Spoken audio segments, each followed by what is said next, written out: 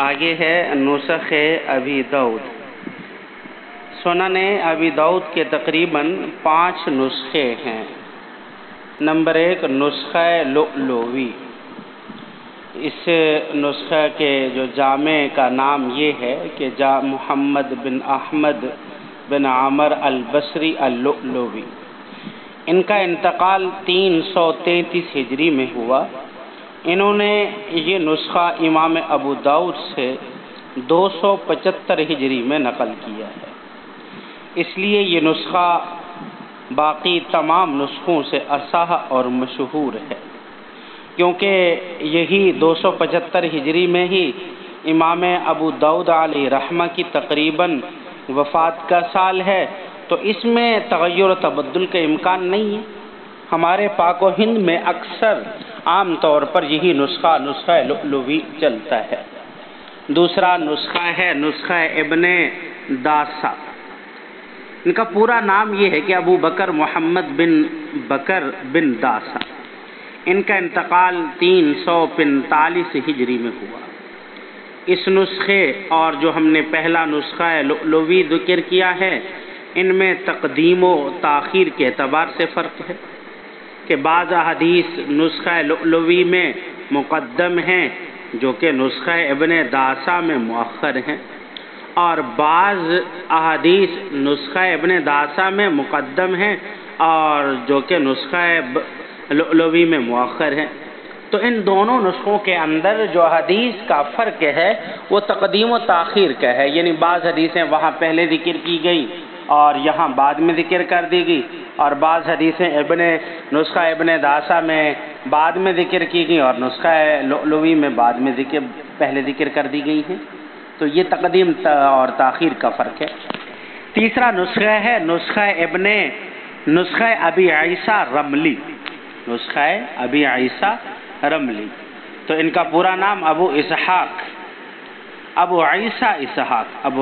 اسحاق بن موسیٰ ہے، اور ان کا انتقال 320 ہجری میں ہوا ہے، اور یہ رملہ شہر کی طرف منسوب ہیں جو کہ فلسطین کا ایک شہر ہے۔ اور ایک چوتھا نسخہ ہے نسخہ ابن عرابی۔ دیکھیں ان کا پورا نام احمد بن محمد ہے، اور ان کا انتقال 304 ہجری میں ہوا ہے۔ یہ ابن عرابی امام ابو داؤد کے شاگرد ہیں۔ جو ابن عرابی جو بغوی ہیں یہاں وہ مراد نہیں ہیں۔ دیکھیے یہ تمام نسخے جو ہیں، اور یہ والا جو نسخہ ہے یہ مختصر ہے، اس میں بہت ساری حدیث کو ذکر نہیں کیا گیا، یعنی نسخہ ابن عرابی میں بہت ساری حدیث کو ذکر نہیں کیا گیا ہے۔ آگے 5ویں نمبر پر ہے نسخہ ابو الحسن عبدی۔ علامہ ابن حجر علیہ رحمہ فرماتے ہیں کہ اس نسخہ میں امام ابو داؤد نے ایسے فوائد نقل کیے ہیں جن سے دوسرے نسخے خالی ہیں، یعنی باقی نسخوں میں وہ فوائد ذکر نہیں ہیں جو فوائد اس نسخہ ابو الحسن عبدی کے اندر مذکور ہیں۔ یہ میں نے مختصراً اب سنن ابی داؤد کے جو نسخ ہیں میں نے مختصراً ان کو آپ کے سامنے بیان کر دیا ہے۔ آگے کچھ شروحات کا ذکر کرتے ہیں۔ دیکھیے ذرا شروحات سنن ابی داؤد۔ سب سے پہلے نمبر پر معالم السنن۔ دیکھیے اس شارح کا نام کیا ہے جو معالم السنن ہے؟ ابو سلیمان احمد بن ابراہیم الخطابی ہیں۔ انہوں نے ابن داسہ کے نسخہ پر شرح لکھی ہے، اور یہ ابو داؤد شریف کی پہلی شرح ہے، اور ان کا انتقال 388 ہجری میں ہوا ہے۔ یہ عربی شروحات کا میں آپ کے سامنے ذکر کر رہا ہوں۔ دوسری شرح ہے ابن رسلان۔ یہ شرح شہاب بن رسلان کی شرح ہے جو ابن حجر علیہ رحمہ کے شاگرد ہیں، اور یہ انتہائی عمدہ شرح ہے۔ بذل المجہود میں بکثرت اس کے حوالے ہیں۔ تقریباً یہ 8 جلدوں میں ہے، لیکن اب یہ پوری ملتی نہیں ہے، نایاب ہے۔ تیسری شرح جو ہے وہ فتح الودود، جس کو علامہ ابو الحسن سندھی علیہ رحمہ نے لکھا ہے، اور ان کا انتقال 1139 ہجری میں ہوا ہے۔ دیکھیے لیکن یہ بھی نایاب ہے، عام طور پر یہ شرح بھی فتح الودود بھی شرح ملتی نہیں ہے۔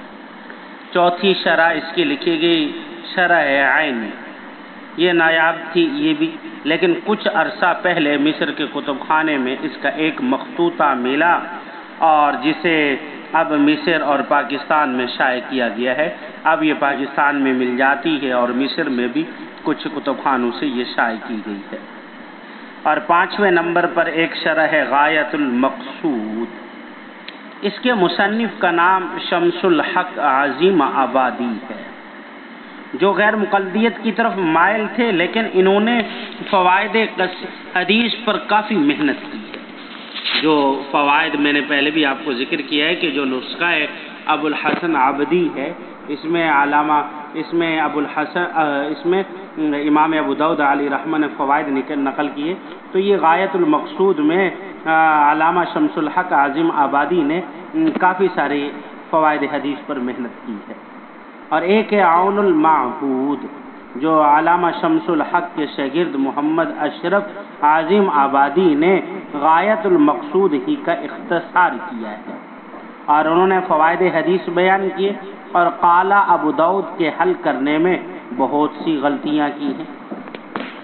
اور ایک شرح ہے مرقات السعود، علامہ سیوطی علیہ رحمہ کی ہے، یہ شرح مختصر اور جامع معنی ہے۔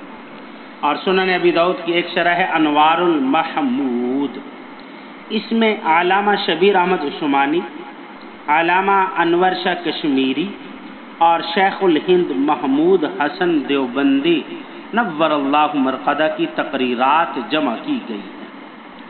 اور ایک شرح ہے بذل المجہود، اس کو علامہ خلیل احمد سہارنپوری نے علامہ انور شاہ کشمیری نور اللہ مرقدہ کی معاونت سے لکھی ہے۔